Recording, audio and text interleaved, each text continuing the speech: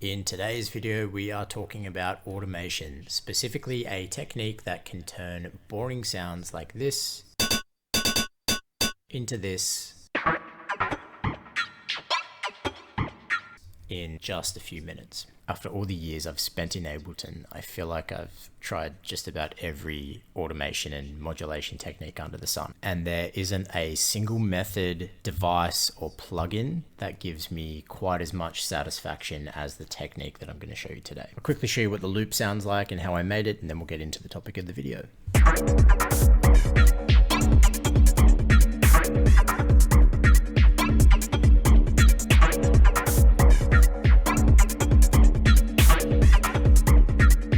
The loop's really quite simple. It consists of 3 different parts. I've got a kick and a bass loop, as well as a hat loop here, which will both be included in a new sample pack that I'm creating. If you want to be notified when that's available, or if you just want more Ableton tips like this every single week, please consider subscribing to the channel. But anyway, the main topic of this video is centered around this percussion channel here. I'll show you the method that I've used to transform this sound into what it is now, and then we'll make a new sound from scratch, and I'll show you how the method works in real time. So the sound in solo sounds like this.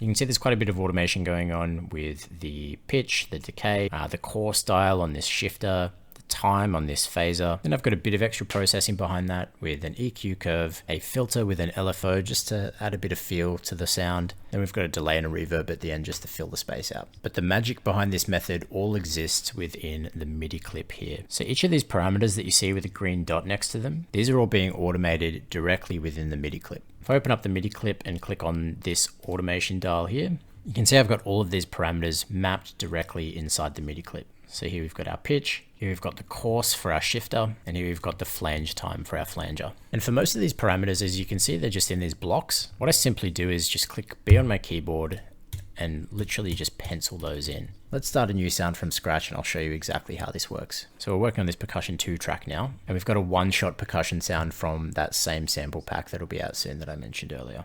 And it sounds like this. Real gritty kind of knock sound that I ran through the modular channel. To get us started, we'll put in a groove, add some effects, and then find some parameters that are really flexible and start drawing in our automation.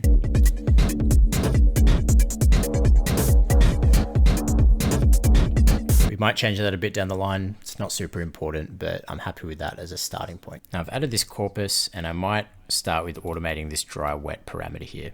So if we click on that, open our MIDI clip, click on that same icon again, we can press B to open our pencil and draw in some automation.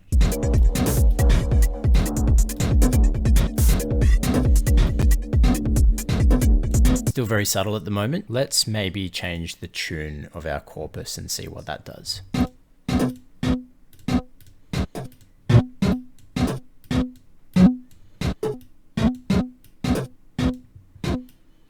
So we can see that's already changed the sound pretty dramatically. Just like the other sound, let's add a shifter and fiddle with the pitch of the whole sound together. I like to use this frequency mode on my shifter. So let's click on that and add some changes. And for this one, I think I'm going to draw it in instead of adding in that pencil tool.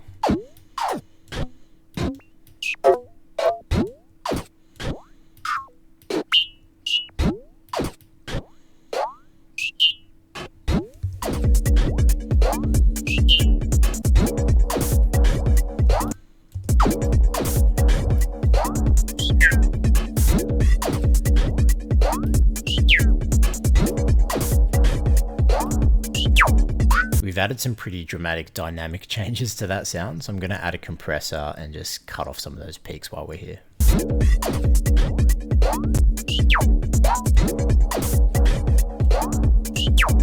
Now I feel like I want to mess up the sound a bit and add a bit of stereo image. So I've added the grain delay, and I reckon we might fiddle with this spray parameter, perhaps the pitch and maybe the feedback. Let's see what we can do.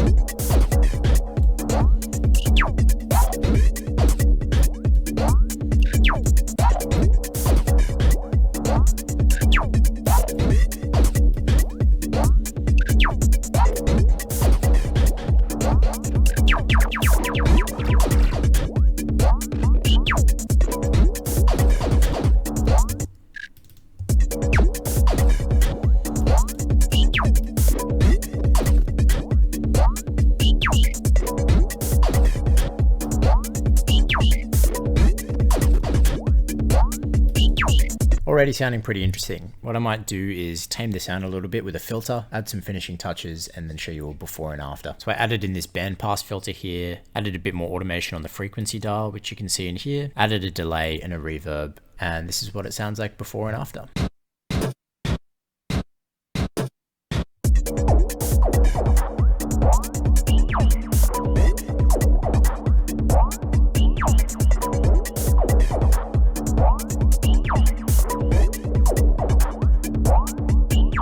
So that's the method I like to use in Ableton to automate things and come up with usable ideas really, really quickly. If you've got a better method that works for you, tell me in the comments. I'd really love to try it. That's all for today. Thanks for watching until the end. Bye.